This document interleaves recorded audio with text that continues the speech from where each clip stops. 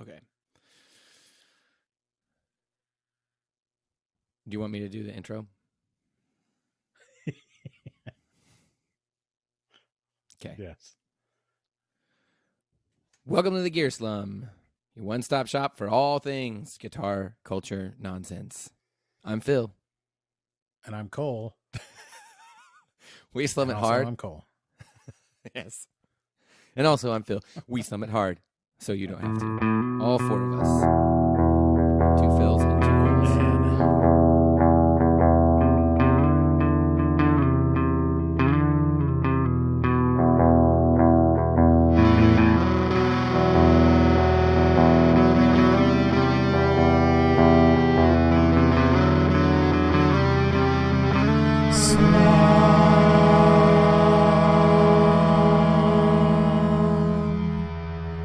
Cole and Phil's. So we were talking about the used, and we don't mean the used section at Guitar Center, if you know what I'm saying. Yeah. Which, is that Or at still any a thing? other retailer. Guitar Center? Yeah, I think so. Is Guitar Center like completely falling apart? I mean, I don't think so. I think they declared. See, the thing is, like, a lot of people here declare bankruptcy as being like going out of business, but those two things Right. aren't really that related, you know. Declaring I guess that's bankruptcy a true. lot of times. I mean, I'm not smart enough to know the difference between the two, but a lot of times declaring bankruptcy is a way to protect yourself and keep yourself in business. Right. Okay. That So makes you sense. like, I mean, it doesn't right? make sense, Isn't but that, like, isn't there some like? I know lots of like when the NRA declared bankruptcy, that was in many ways to try and protect the NRA. Yeah. mm-hmm. Which is good because they're a wonderful patriotic institution that we all love and support. Obviously. Well, terrorists. I would love.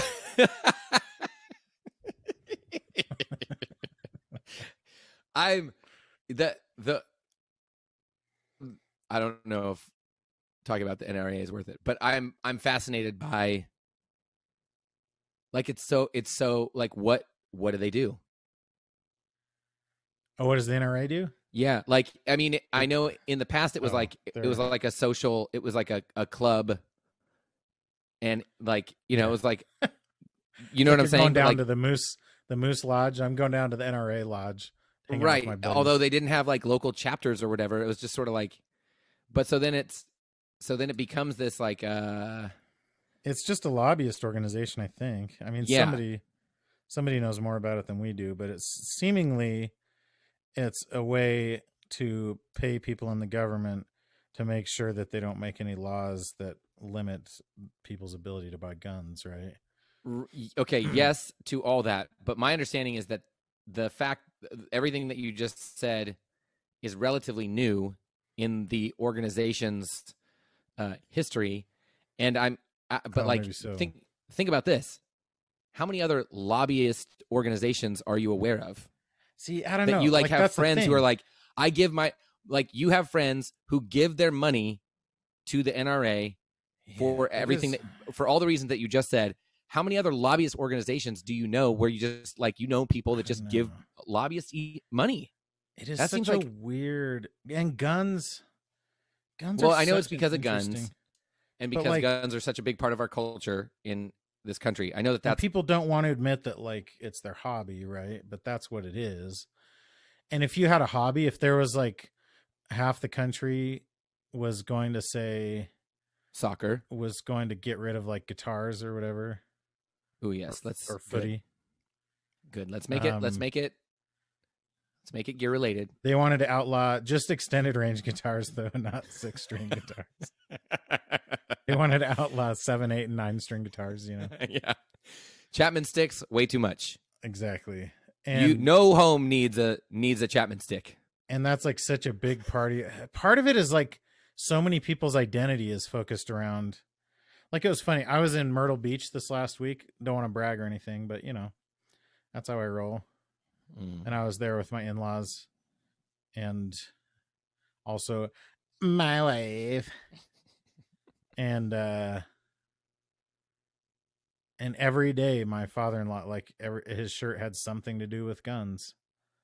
Some like little quip about guns or Second Amendment thing, or, you know, I'll pry my guns from my cold dead hands or whatever. And it's like, that's just his thing is guns.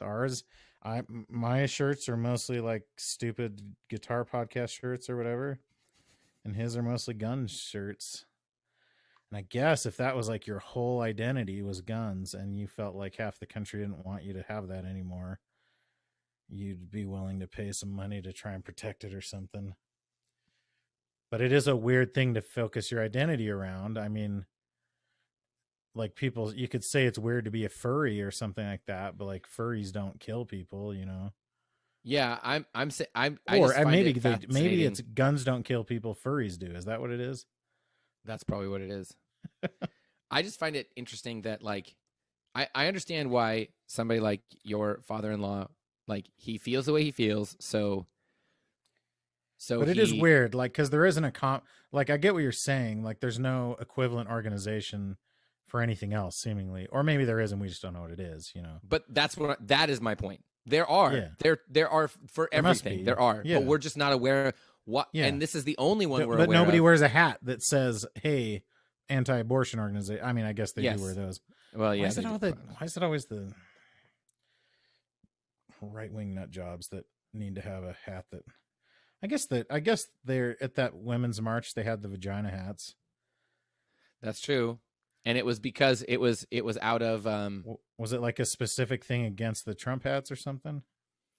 God, what was it? It's hard to keep track of all the weird nonsense that happens. I think it was. Yeah, it is. I'm in full support, but like it is weird that like a bunch of women had vaginas on their heads. Like that was like. I'm glad you specified that you're in full support, though, Phil. I am. I don't want to. I don't want anyone. You don't want to get canceled. I don't want anyone to think that I'm not. But we have to acknowledge vagina hats. That's a weird choice. That's weird. It's weird, and like you can't. It's you know, you can't complain of cult like weirdness on one side and then embrace cult like weirdness on your own side, you know. Right. Yes. Like you have to be consistent. The point stands. Okay, so I can't even remember what got us into that. We were talking about the used.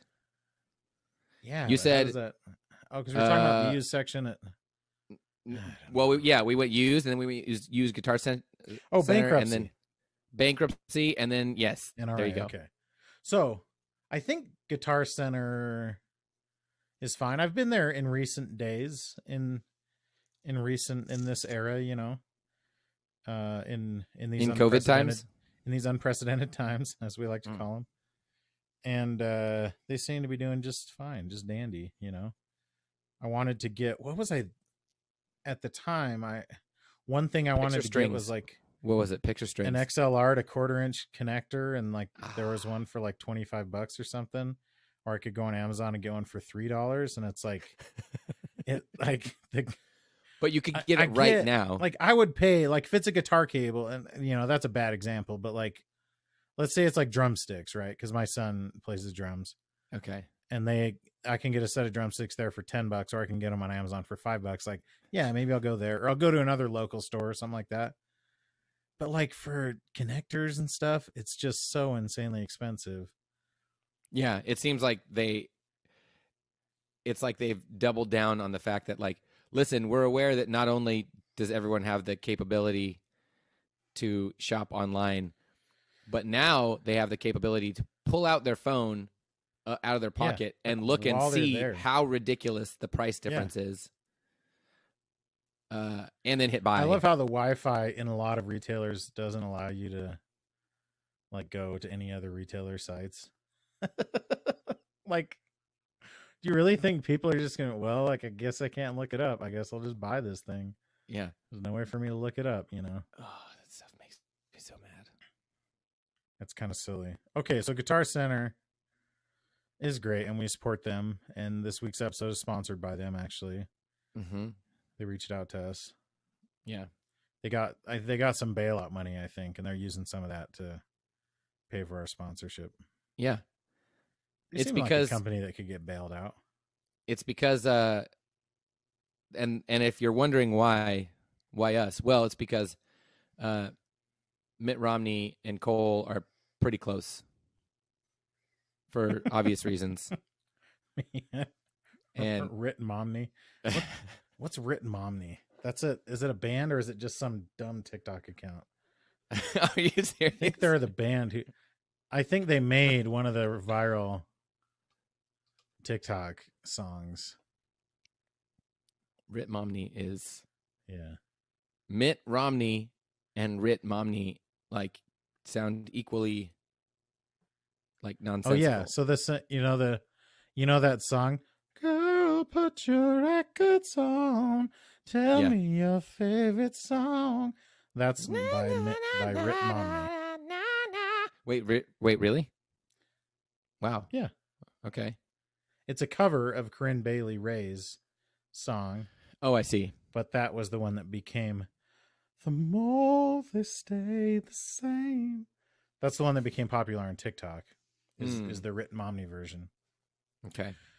Okay, so we're talking about The Used. Phil asked me if I was a fan of The Used, and so here's some context for my relationship with The Used. I did like their music. I mean, they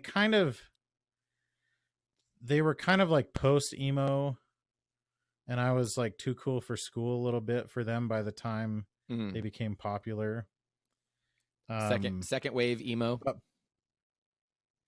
I guess, like, I don't even know what wave they're at that point, but it wasn't like, well, plus at that point I had kind of pivoted towards like a lot of indie, like weird indie rock that was out in the early 2000s. Like the Shins isn't weird, but they are kind of fall into a category that a lot of bands did at that point, like the Unicorns and the of Montreal, and there were a lot of indie bands that were kind of in that same vein, right? I get what you're saying, and the Shins are insanely popular as far as like indie goes. But when an indie band, when indie became kind of like a way to describe a particular sound, which was happening at the time, it was like indie became which is an interesting phenomenon, because indie rock, I mean, when I was like in high school, indie rock was just like lo-fi punk rock, kind of. It was like the White Stripes or something, right? Okay, yeah. Like the early, or just like, yeah. But I guess that's more in, like the Shins are more like indie pop, I guess, right?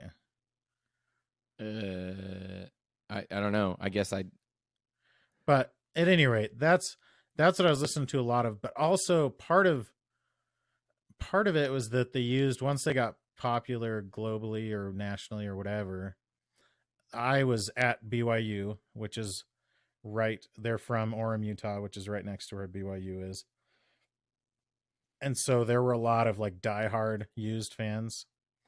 Okay. And that kind of turned me off to them a little bit.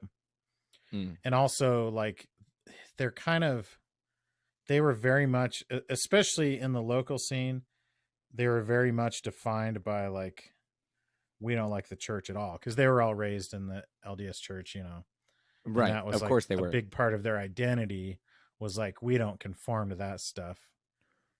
They all found each other. But like, yeah. They found each other and they were like, hey, let's not be Mormon. Yeah, let's not be Mormon. Yeah, which is kind of like a common thing, which I think is probably, and we were talking about this a little bit before, I think that tendency is probably stronger in my church than even a lot of evangelical churches, where once you leave the church, it like, people don't often just leave and then just like ride off into the sunset and not talk about it anymore. It kind of becomes a focus for them a lot of times to be like, I'm not Mormon and I'm going to tell you why, and you're going to listen to me. I'll tell you all the many reasons why you're wrong and I'm right, Yeah. And so that got a little bit old, but in hindsight, I do like The Used. And it's interesting too, because The Used kind of started this, because there are other bands who came out of Utah of the same scene down at BYU. Neon Trees, for one. Okay. Do you remember Neon Trees? Yeah, but I can't think of like. Oh, what did they sing? They sang that one. You would not believe your eyes. It's 10 million fireflies. Mm. They don't really sing that. Oh, they don't. They sing Animal. That's apparently. Oh, you were doing I was doing Fireflies by Owl City. yes. Neon Trees did the oh, I want some more. Oh, what are you waiting for? Yeah. Take a bite of my heart tonight. And then the incomparable Imagine Dragons. Mm-hmm. Yes. The Imagine Dragons also were from BYU, but they weren't. Oh, and well, I guess the Killers are a little bit different because he's like the lead singer of the Killers. He's like a member of the church, but he doesn't like make it a huge focus of his image or whatever, right? So yeah, my understanding with Imagine Dragons is that they were all like, we are Mormon, like, and they didn't like, it wasn't like a big deal, but like, then it was, we have like, we're outspoken. They became outspoken they're like with very outspoken supporters of the LGBTQ right, but like community, but kind of like my understanding is that the main dude was like, listen, this is still my church, and I think my church is wrong. I think my church should change their ways instead of me I don't leaving. think that's the case. I think you're probably thinking more of the Killers. Oh, because he's still like, you know, like an active believer or whatever. And would he say I have problems with like these? I don't know that he. I don't know if he would publicly. It's such an interesting. It's like a weird. I don't know. Like I guess it's like this with any religion, but as soon as, but I think one thing we were talking about that kind of sets my church apart from other Christian religions is that it's one unified church like throughout the world. Yeah, yeah. And so it's not like if you were to move, you'd go to like, you'd probably find a similar congregation to what you have now, but it wouldn't be like affiliated with your church necessarily, unless it's like what, the Baptist church or something, or the Catholic there are some church, obviously, but there are some bigger evangelical denominations that you could, yeah, are, but like it would be, and I don't think somebody would not speak out because of this, but like it would definitely affect their image if you were to come out like and publicly say something. Well, heck, even like, so Steve Young, his wife supported Proposition 8 or didn't support it, whichever Steve Young? One was like, what's that? Steve Young? Steve Young, one of the greatest quarterbacks of all time. Oh, yeah. Sorry, I know that was a pivot, but I know his work well. His wife was sort of vocally in favor of legalizing gay marriage and stuff, and a lot of people in the church were like, this is very scandalous, and they're like, excuse me, why is your wife speaking out of turn? First of all, who's letting her have her own opinions in the first place?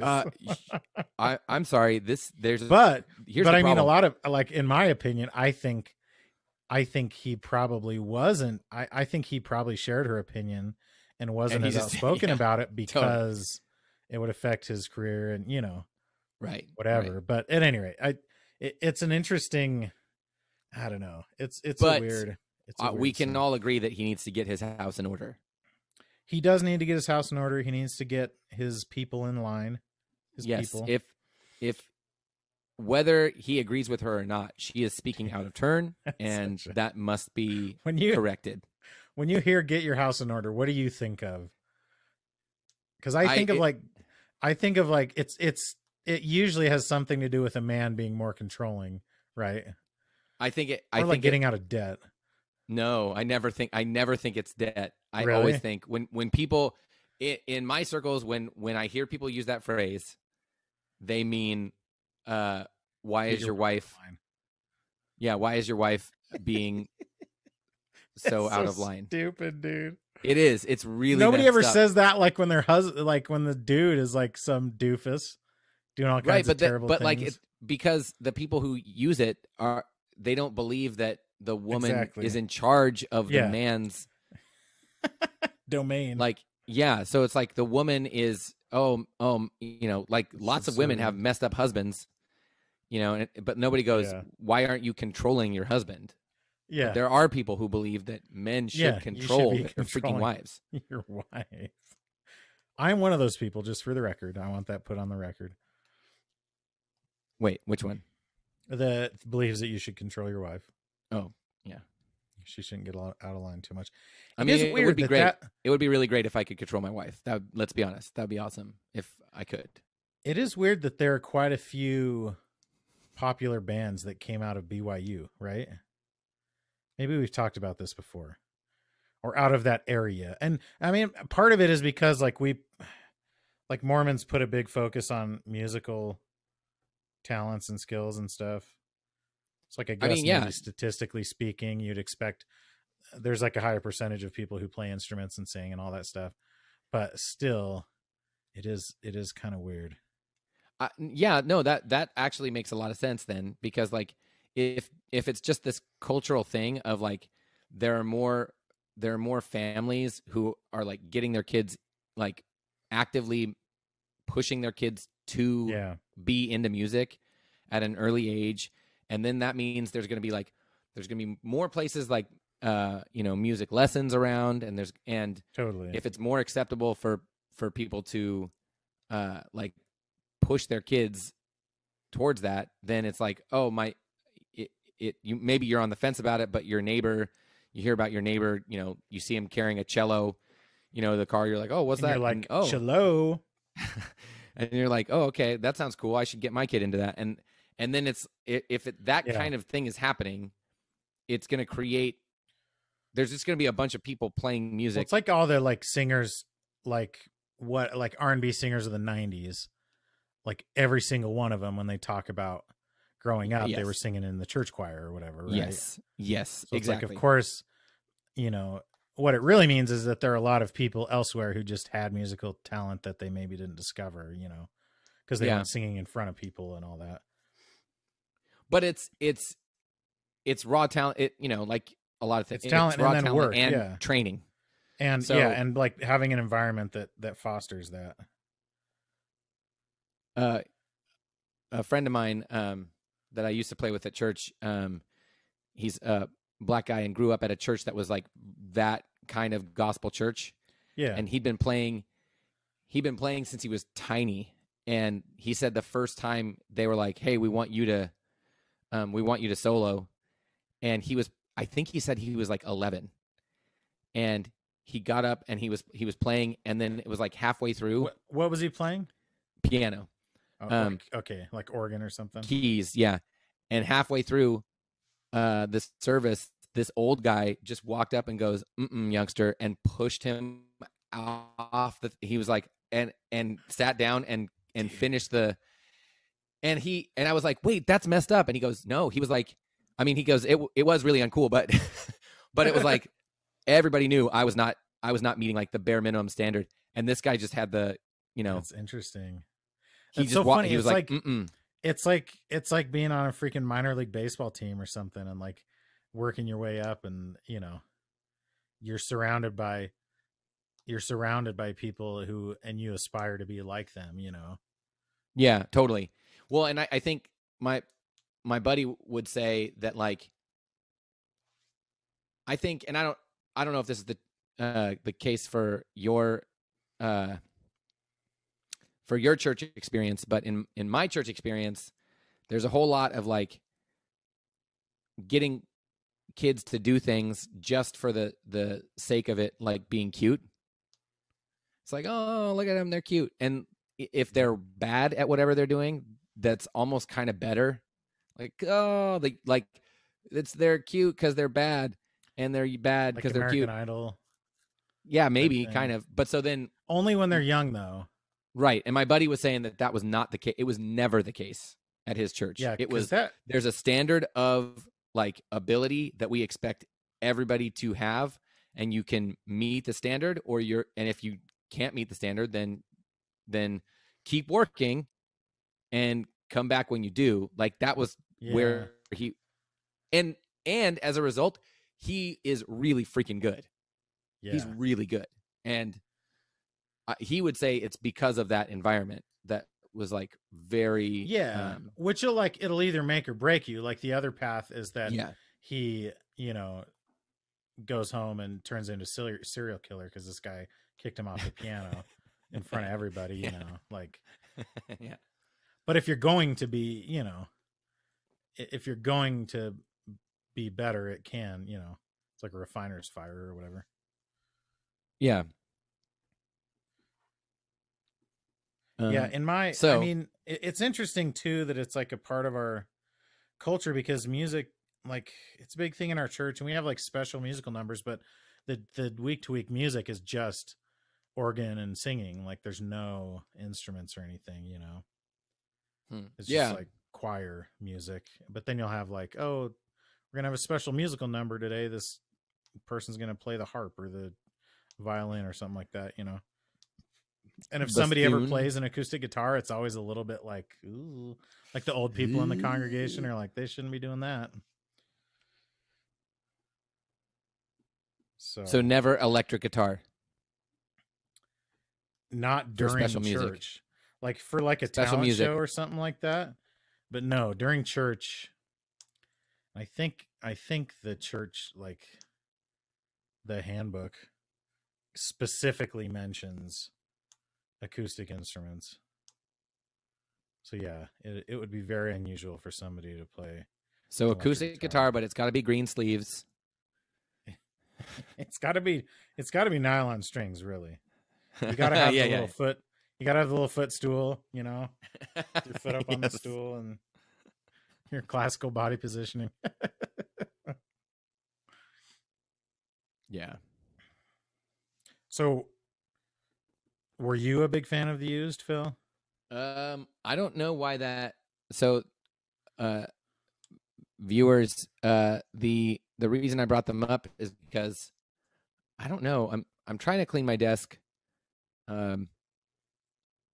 My desk is still set up for me to poop on Zoom teach, and it's very chaotic and messy. And because of everything I did to it, and then I was just kind of like a total wreck all the time. But like, I don't know.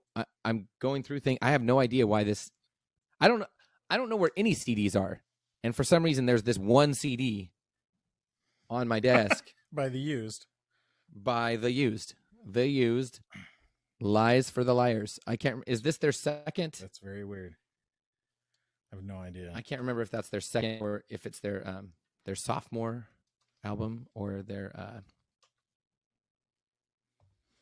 could look it up. It's their third studio album. It was released 2007. That seems late. Okay, that's. I didn't know I owned their third album. I knew I owned their first and their second. Maybe I didn't own their first. You just learned. Maybe their second album was their breakthrough album, and that was the one that I. I think their first album was honestly pretty popular. Let's see here. Okay, 2001. Is that?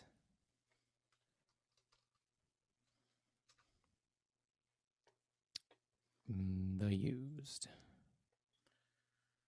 So, The Used, Maybe Memories. Oh, The Used was their first one. Wait, okay. No.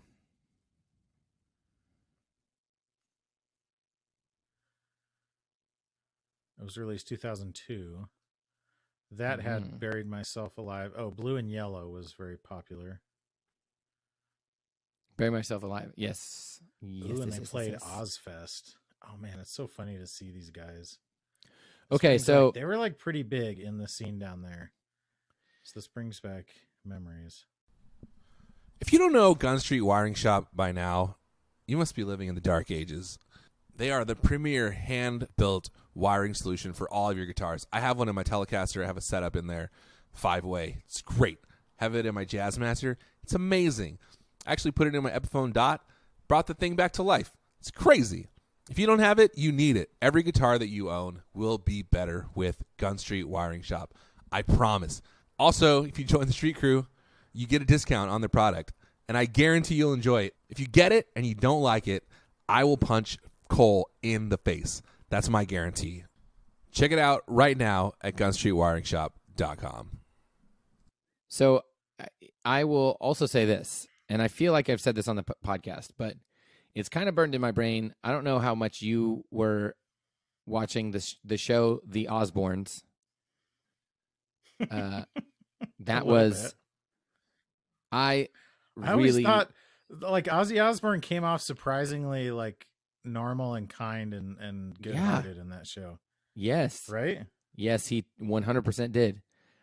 It was like, Which makes okay, you think, very like, quickly.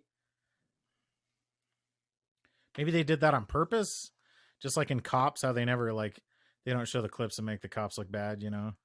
No, I think I wonder if it was just like he's old and he's just not like he's not the psycho that he was when he was younger. And maybe the whole psycho thing was just kind of his onstage persona anyways, you know. Yeah. Okay, but here's two. I kind of felt the same way. Did you ever watch the Gene Simmons show? No. I mean, I'm aware that he had a show. The same way. I kind of felt the same way about that one. It made him seem like he was actually a good father and stuff. Which I don't know if that's actually possible. What were you going to say though? It's so funny. Okay, this is very judgmental, and I feel like it's kind of important to like say this out loud because it just occurred to me that Ozzy Osbourne being a kind of recovering like drug addict, Everything. I guess, yeah. Like I feel more sympathetic for that than Gene Simmons, who I have in my mind as a recovering, maybe not so recovering. What's the word? What's the polite word for, you know? Sex addict? Yeah. Like bragging about sleeping with thousands of women. Like thousands. Yeah. And it's less endearing. It makes like drug addiction in many ways, like an addict is a victim of the addiction. And granted, they bring it on themselves initially, but there is certainly something to be said for like somebody who recovered. Like I was just watching this clip of Steve-O the other day, and he seems like a very good person who had like crazy drug addictions, and like it doesn't, somebody who's been addicted to drugs, it doesn't make you think that they have like lower moral character or something like that necessarily, you know? Yeah. It's is that like they made some bad decisions and then got addicted, and then, you know, you kind of lose your ability to choose a little bit. Is that all just social constructs? Me immediately thinking thinking less of one than the other? I don't think so, because drug addiction is like a victimless crime where like sleeping with thousands of women in the 80s probably with no protection is not a victimless crime. Jeez. Right? And it's also very like it's also very like I'm sure a lot of it like there's a weird power dynamic, you know. At 100%. Like it's 100% like it's like the Me Too stuff in general. Yes. Somebody in a position of power using that position of power to get sex from someone else, basically, you know. Yeah, I did. Have I told? I don't know anything about John Cusack. However, I do have a John Cusack story that is kind of gross.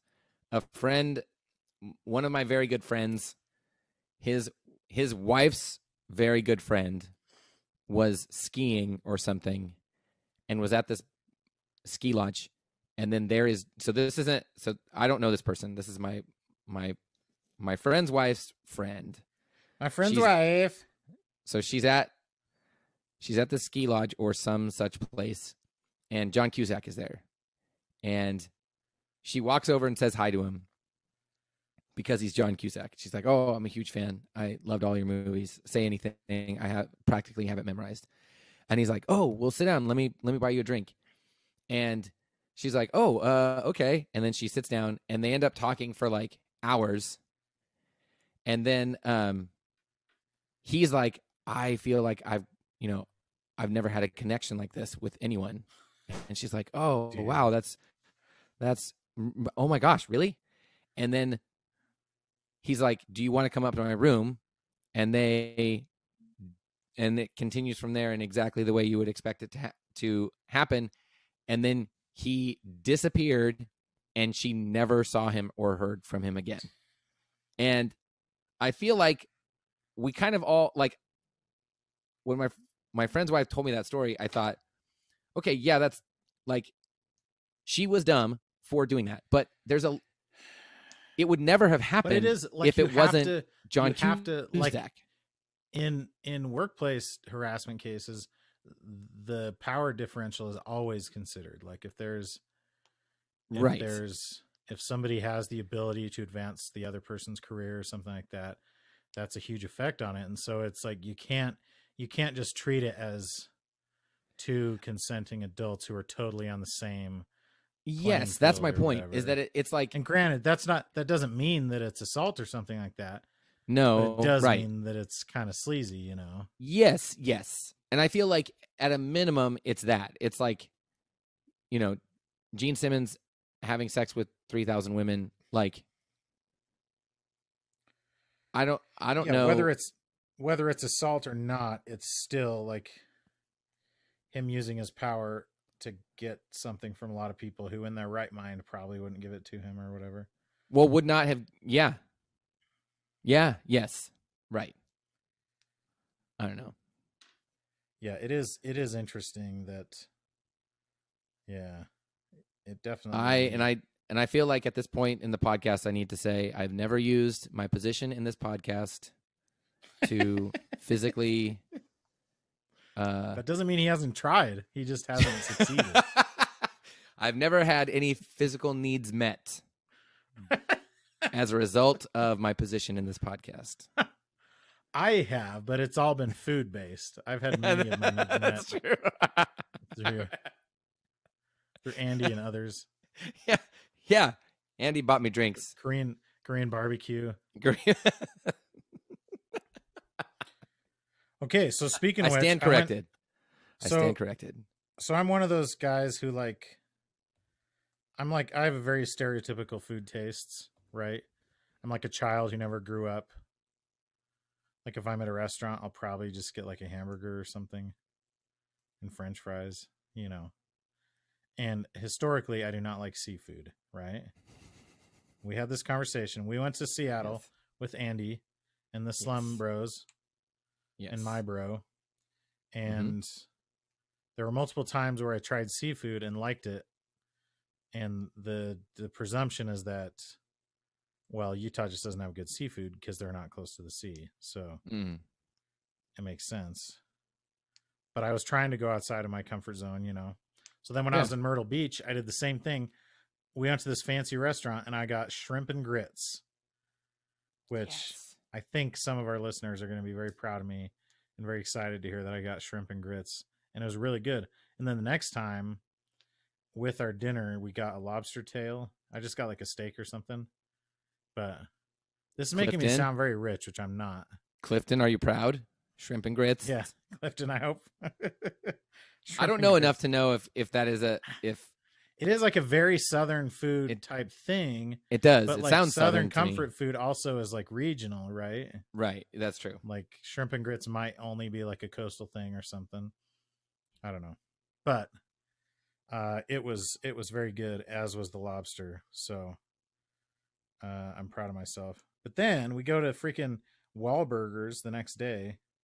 Ooh. Which is obviously the restaurant owned by Mark Wahlberg and his brothers. Yes. And they're known for their burgers, right? That's like the whole I would hope so. point of their name. Okay. I got a freaking $9 bacon cheeseburger thinking like, okay, it's going to be a big old restaurant style cheeseburger. And it was like the lamest little, it was like I was in the freaking lunch line in junior high or something like that. It was like it was the size of a McDouble. Oh no. Wait, And so the it was patty like, and the bun was like squid. You could tell the bun had just like come out of a bag. It was like, you could tell it had been pulled off of the two sides. Like it was the corner in the matrix of buns that came out of the bag, you know? Like how pathetic is that? so wait, we're not even talking like, hey, we sell fancy sliders. So sorry, they're smaller No. and you just have to This pay was more. one single burger. And I sent it back. I like almost never do that because I grew up with parents who did send things back, or a mom specifically, and that made me never want to do that again. But I actually did in this case. It was wild. So if anyone's eaten a Wahlburgers and had a better experience than that, tell me about it Because otherwise, sorely freaking disappointed. Wahlburgers is on blast right now. We're We're putting them on blast. they're about to get canceled. Yeah. I'm gonna freaking go in there and film them saying something racist. Speaking of Karening, a buddy of mine who I'm a good friend of mine who we don't agree with Friend of mine. everything on the political spectrum, but I've shared on the podcast about how my area is very conservative, and falls into a lot of the tropes that we are all familiar with of what that means. Well, so my buddy tells me he's in Jamba Juice with his son, and they're waiting in line, and he's about to walk up to the line he's like second from the front of the line, and then the woman behind the counter looks past my buddy and says, "Ma'am, I need you to put your mask on, please." And she says very quickly, she says, "Oh, no, the mask mandate was lifted, so I don't have to." And she goes, I understand, ma'am, but it's still our store policy that we have masks. And it's so like a lot of stores you can't open carry, even though you can in the state or whatever. Right. Or, I mean, or any number of things that are. I might not want to wear pants, but like, if the store tells me I have to wear pants, then I have to wear pants. Right. Which like is bull crap. Yeah. Yeah. So she goes, no, I don't have to wear a mask because it's like, it's a, it was lifted. Yeah. And then the 19-year-old behind the counter, like before she says anything, my buddy turns around and goes, "Lady, it's not her fault. She's not telling you to put the mask on. She's just trying to do her job. She's just trying to finish her shift. Like, just put the mask on." And the lady like gets all like huffy and puffy. Yeah. And left. And then came back with a mask on. And so my buddy was kind of like, he was like standing there, and then he got his drink. And then another woman goes, "Hey, I'm really glad you said something. I was getting super angry and I was about to say something, and it probably would not have gone well because I would not have been as polite as you were. So thank you for saying something." And he's like, "Yeah, there's enough." I can't remember. He said something like, "Yeah, there's enough viral. We got enough viral videos of people losing their minds. Freakouts." Yeah. And she goes, "Exactly." And I was really close. And then that would have made it way worse. And he's like, "Yeah, whatever." But here's the thing. Here's what's funny about that to me is the mask mandate is lifted. Well, no. What they said was if you have been vaccinated. Exactly. So I'm wondering. Well, and in a lot of places, like statewide mask mandates have been lifted. But it's funny because I've had a lot of those conversations today because we're talking about going back to having all of our church meetings in person and all that. Yeah. And they're like, well, the CDC said, and it's like, that's for vaccinated people. Is everyone in our church vaccinated? I don't think so.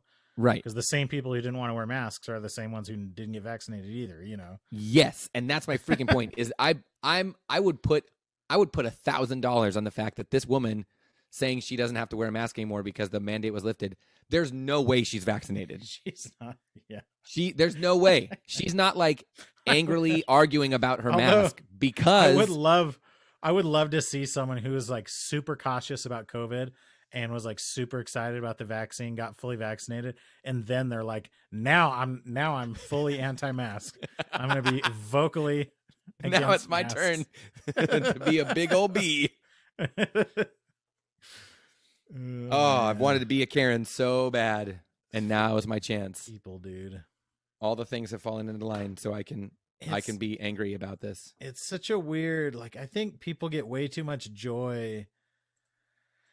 Like, people are being idiots a lot right now, but people get so much joy from like videotaping someone doing something wrong. And like, when it's something that's obviously like morally wrong, that's a problem, you know, and you should videotape that. But like, people love seeing people break the rules and then get them on video, you know? Yeah. Calling them out about it. I know I sent it to you, that TikTok. This was a couple weeks ago, where the dude is getting filmed.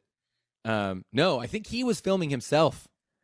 He's filming himself, and he's in Costco, and he goes, look. He's like panning around, and he goes, look, 8 Costco employees are telling me to put a mask on. 8 employees. Yeah. Everyone, listen. Aren't you sick of this tyranny? And then there's all these voices. They're like, no. That was the guy who had that clothing brand, and he staged that. Like, so somebody else got a video of him walking into Costco, and he had a film crew following him. What? So he did that specifically, and then after the fact, he said, I got fired from my job because everyone canceled me. And it turns out he actually got fired from his job before that. And the whole thing was a publicity stunt for this clothing brand that he has, which incidentally, the people who like made the clothing stopped making it or whatever. But yeah, it was all, somebody else got a video of somebody coming in with like a whole gimbal, you know, one of those. Yeah. Yes. With the big old DSLR and all that, filming him. And one of the best things that came out about that is you could tell they intentionally used a lot of low camera angles because the dude is like 5'4", which is like, I'm not, whatever. You can be whatever height you want, but like, it's pretty hilarious seeing from a normal camera angle how much shorter he is than everyone else. And he's all up in their faces about tyranny and everything, you know? Okay. So the fact that's all that's wild. I did not know that it was any staged. Of that stuff. You didn't know that part? I did not know any of that. But the fact that he says, aren't you all sick? It's so good. Aren't you all sick of this tyranny?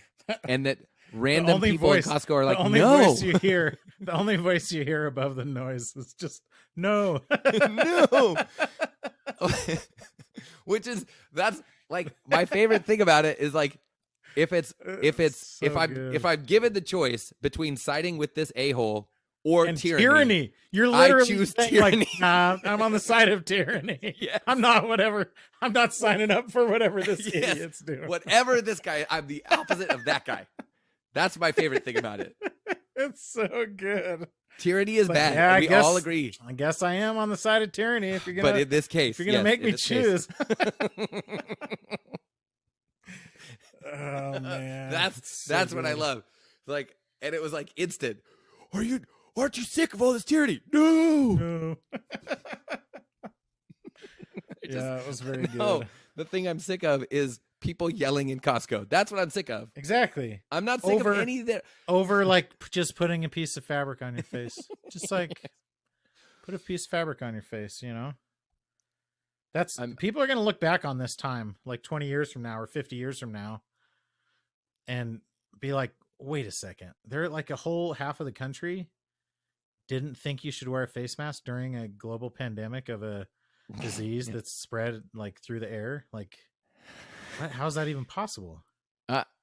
I saw another TikTok recently where somebody was saying, you know, the one thing that I'm going to be sad about when this is all over is I don't know who the a-hole. I won't know who the a-holes are anymore. Yeah. Because now it's really obvious. The a-holes are the ones that have the mask on their chin or right under their nose, and they're just especially proclaiming if loud they're and like clear.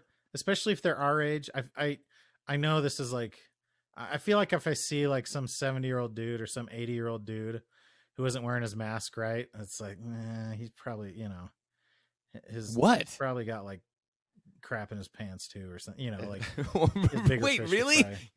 No. I kind of No give way. them a pass a little. I know they're the ones who are destroying our country literally No, because they they're won't freaking die already. But there's like that. And I'm talking more like 90-year-olds, I'm like saying 70 yes. years old isn't that old.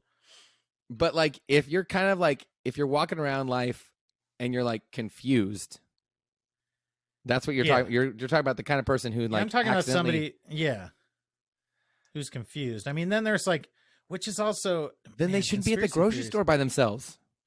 Yeah, they shouldn't. And like, and also I'm concerned for their safety. Maybe it's okay if they get COVID. Maybe that's why God gave us COVID, to get rid of some of these old people. That's why He blessed us with COVID. No, I don't know. It's such a weird.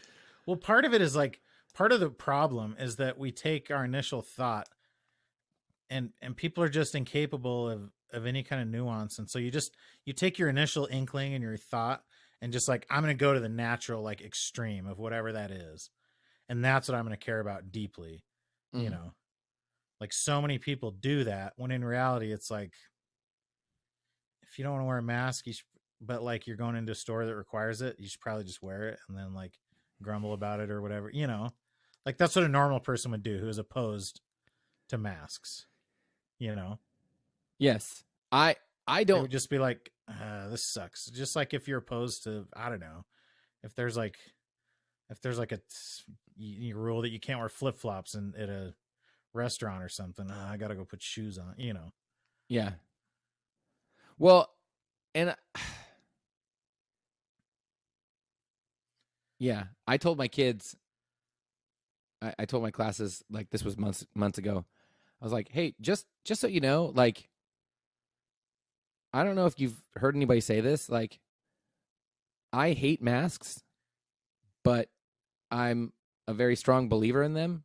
Yeah. Like, is that weird to hear somebody say I hate it and I'm a strong believer in it? Because, and I got like, I got a couple like, that kind of, and I was like, it's like, if you believe they're effective, it doesn't mean you have to love them. Yeah. And think like, no, there's no downsides. Like, no, it sucks to wear a mask.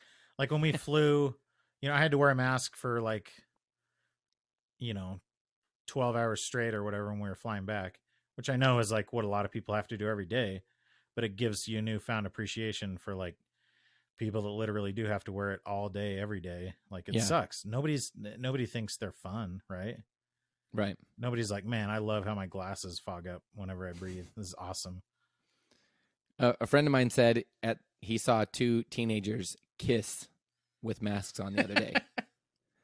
Like, it was like they were saying goodbye, and they're like, okay, bye. With the mask on before. And it was like the two masks like pressing together, and then they both walked in opposite directions.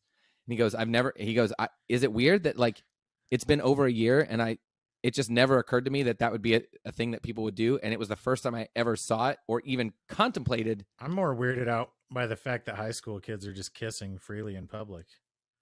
Like, why weren't they ever doing that when I was in high school with me specifically?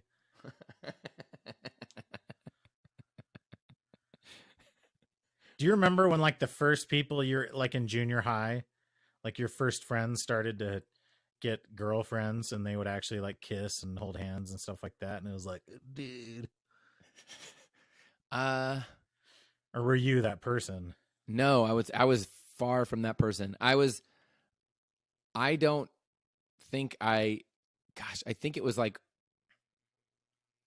a long time before I was a friend, before I saw a friend kiss. Okay, someone. Maybe friend is the wrong word, but just like people in school, like you see people in school kissing my in the age, hallways. yeah. But it just they felt so like completely Yeah, but they were like the removed. cool kids. Yes, exactly. It's Exactly. like, oh, he's kissing that girl who's wearing overalls, but you can like see the side of her underwear because they're loose, you know. You remember that look? Heck yeah, I remember It was that a look. very specific late 90s look. Yes. Overalls, and then it's like, The what's Stussy happening in shirt there? underneath. What's happening Yeah. under there? Nothing. Nothing could be You happening. can Maybe see the top. nothing. There's- Maybe nothing is happening. Who knows? Hopefully something's happening just for hygiene reasons. Well, This was a good. this is we've gotten weirdly political on this episode. I know. Without But Aaron, who cares? can you believe it? Yeah, he'll be disappointed. He's gonna be really mad. Friends, Aaron is gonna be mad when he listens. He listens to this episode, and he's gonna want. There will be plenty of times where he would have said, "I." In fact, he will probably. Ooh, here's my prediction. Before we go, we should make a prediction about what things Aaron will comment on in the group after listening to this episode. Yeah, he likes to do that. That's it. Yes, he has does. plenty of time to listen to the podcast. He just can never find time to record it. Well, he literally has 2 preemie babies. Children. Yeah. And he's No, like, I was totally understandable. You listen to it One while of you're them- doing other stuff. yeah, while you're freaking getting pooped on and stuff. So what is it? What's the thing he's going to comment on? Yes. He will make a comment. I want to know if he is a fan of The Used. I think he will Or of say the something Imagine similar Dragons. to I think he'll say something similar to what you said.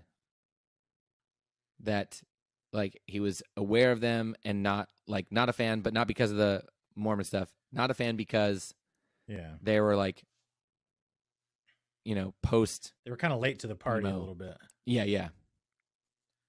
Yeah, that's what I think. I guess he'll say they were about right those. in that. There was a lot of screamo. See, my musical experience is so affected by the period. Like, music was such a big part of my life, and then I had 2 years where I didn't listen to any music. Mhm. So there's like this weird blind spot, which is right, it's 2002 to 2004, which is right when that music was becoming popular. So now I got back from my mission, and it was like, okay, bring on some more freaking, punk, emo, ska type stuff. And it's like, no, in fact, listening to this weird screamo now. And it's like, oh, but it's good, like in like AFI, and it's like, well, not really.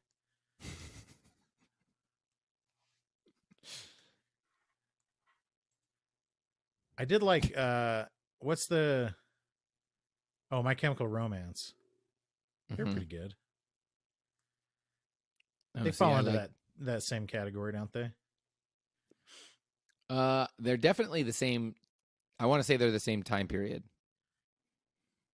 Yeah. This might be the thing that Aaron disagrees with. He might say, "No, they're not." No, they're not the same See, time. this period. is why emo. They were. This is why emo is such an interesting.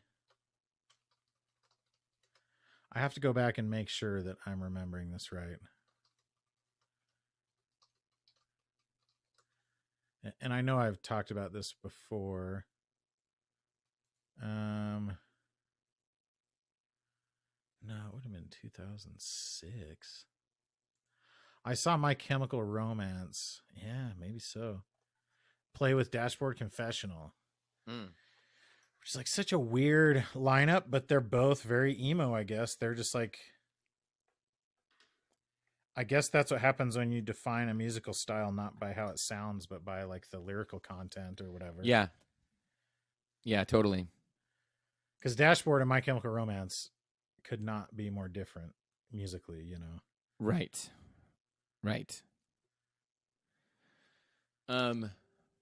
Oh, the bit of information that I wanted to say earlier.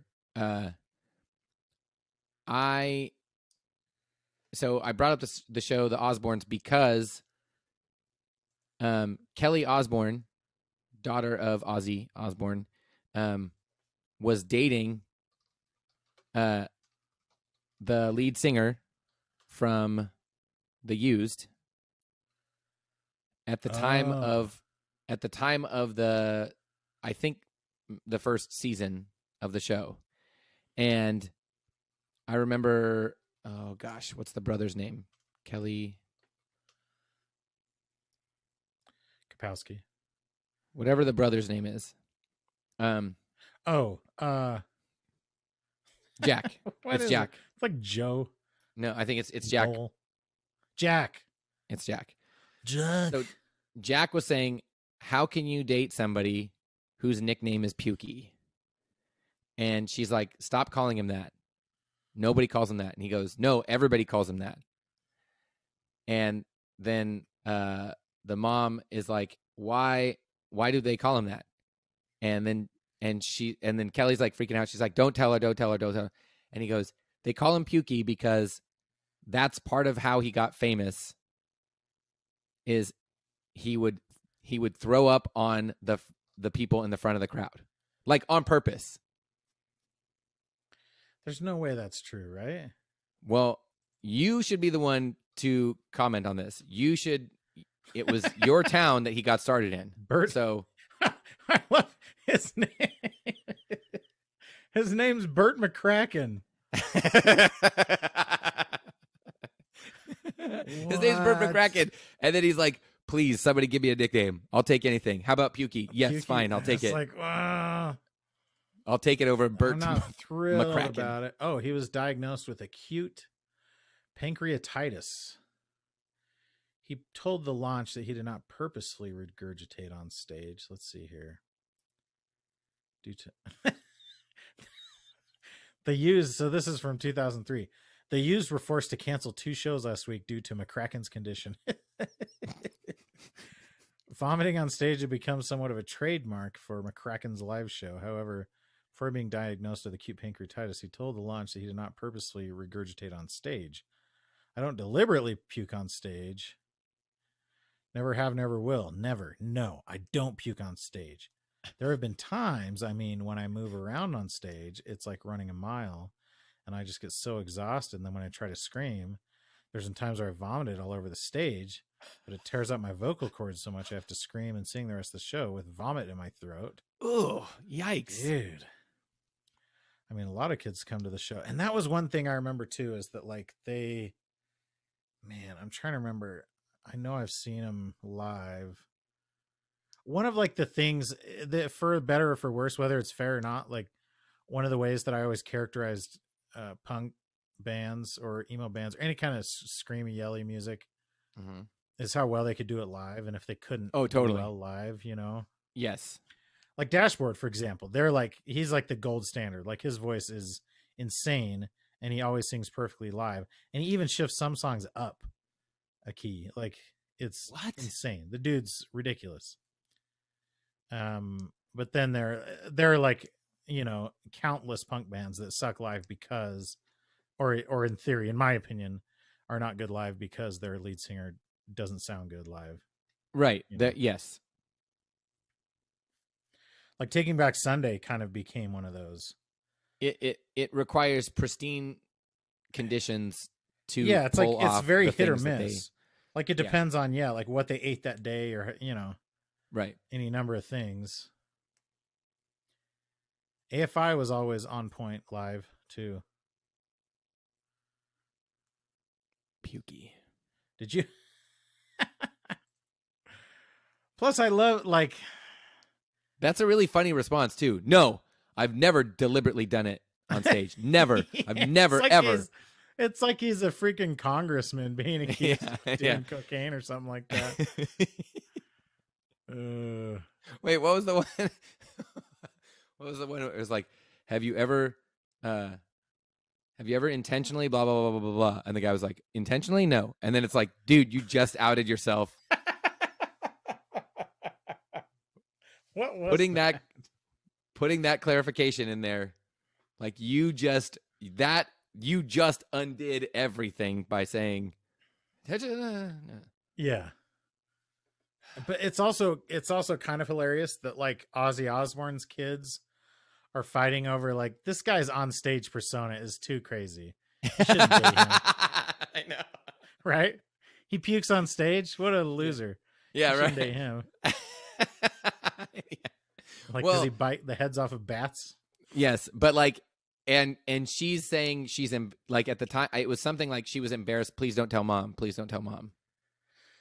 Which Yeah. is even better, right? Like, Which is, yes, mom that's 100 married times him. better because like she's and is still with this dude. yes, Who was like a yes. total psychopath on stage, you know? Yes, that's like That's he's so like the funny. godfather of stage. Yeah, of like Psychopathery. ridiculous stage, yeah.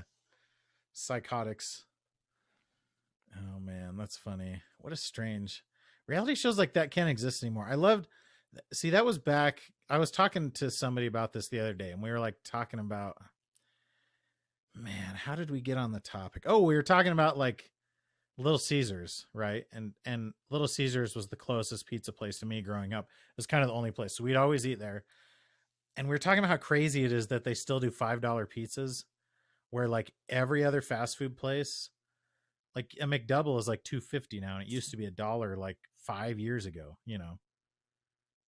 Like there's been huge inflation in the cost of fast food. And somehow Little Caesars is still $5. And we were looking it up and thinking like, when I was a kid, I don't really remember how much it cost. I remember getting like the 2 pizza things in the big rectangular box, you know, Yes, with paper around it. yes, Because that was their whole Yes, thing. I Pizza. remember that. You get 2 of them, you know. yes. And they were square usually. Maybe that was just yeah, like they were. one specific kind. No, that's what I remember. And now they're not. Oh, I think you can still get square ones. Yeah, but the normal Little Caesars normal is ones just are- the hot and ready $5 Yes, foot long. mine are not $5, by the way. How much are they? I think it's thought they were. $6.99. Because in the Bay Area, I'm pretty sure they were $5 a few years ago when I was there. And you live in the Bay Area. I am Bay Area adjacent. Well, that's if you're getting the extra most bestest, maybe. Are you People- getting the extra most bestest? No, I'm getting the normal, the classic. The classic pep. where like there's a good chance all of the cheese and sauce will be like shifted over to one side, so you'll just have like a 3-inch thick crust around one side, you know. But it's like those $5, bro. What do you want from me? dude, and That's and capitalism. what the I believe it's $6.99, and I still think like I don't understand how that's insanely cheap. Yeah, even that. Exactly. It's crazy, right? And so we were talking about like, oh man, I'm trying to remember. And then he just like looked it up on his phone and it was like, oh, we had the answer. They've apparently been $5 for like 20 years or something crazy. But you know, when you used to just like, when you were like arguing with your friends or about whatever it was, just some piece of trivia. Yes. And now the tendency, and maybe it's just me, but I think the general tendency is like, well, I'll just pull out my phone and look it up. No, yeah. You don't have that's to what like wonder about this thing. Mhm. And that was like an interesting time for reality TV in the early 2000s where like you couldn't just look up like how much of this is staged, or you could, but you just didn't know it. Like it wasn't your Yes. tendency to automatically fact check everything, you know.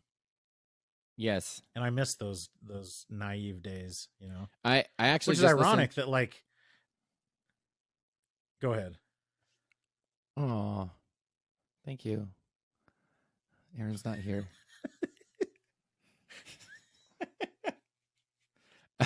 Well, I'll finish what I was going to say then. It's ironic that like in a time where seemingly information is so readily available and yet there's like more people that believe the earth is flat than there ever have been before, you know, Yeah, except right. for like in the 1400s or whatever. Yes. Yes. We had like this weird, it was like the internet lived in an era for 10 or 15 years where it was like nobody was intentionally trying to mislead anyone. It was like, let's get as much information as we can on the internet and it should just be good information, you know? Or like the people who were intentionally trying to mislead people, they weren't like a part of a multimedia empire.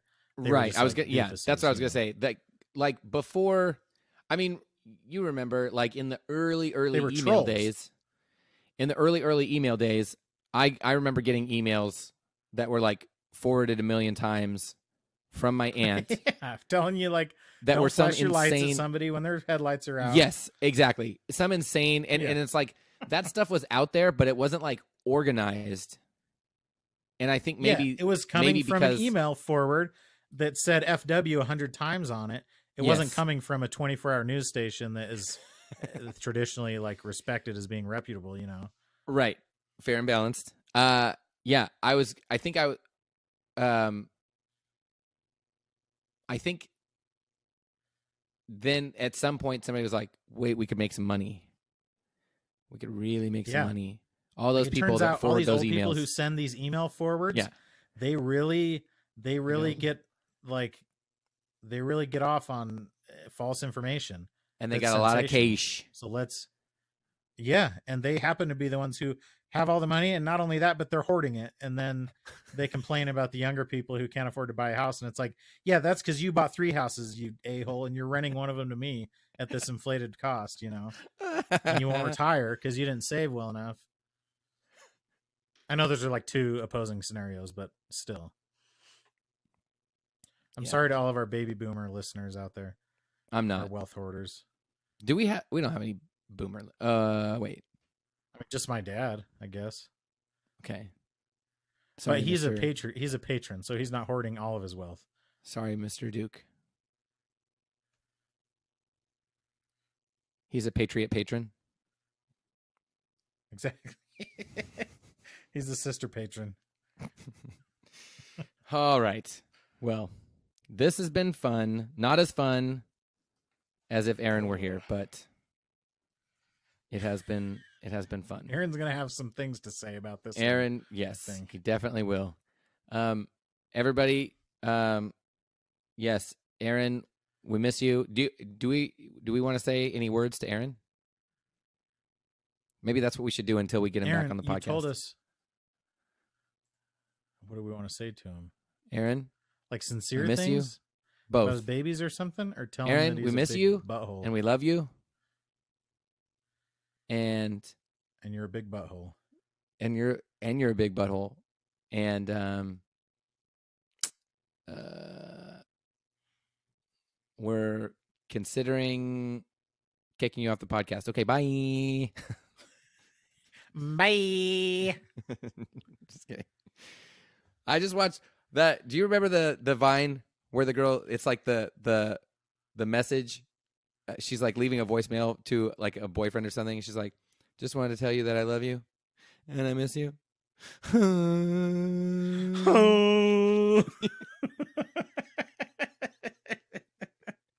It's too bad that like TikTok didn't exist. One of my students sent me that recently. They're like, a classic. And I was like, and I just laughed and laughed. I was like, yes, this is a freaking classic. And that would have been perfect for TikTok too. Like the idea of yes, being able to use someone else's sound. Because like people would do that in Vine, but it wasn't like a built-in feature. So you kind of had to to jury rig it. You had extra, because the video is of cars like racing. So every time that wasn't the original, but that's the one that became popular. That's the one that became famous. Yes. So she's like, yeah, and the cars are like, yeah, it's the car. Like, it's like, and it is funny. Like it's interesting. The ones that became like, remember the Mariah Carey feels so high. And it's like that glider airplane, the remote control airplane. That's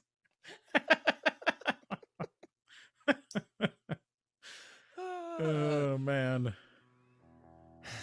So Aaron, we love you and we miss you.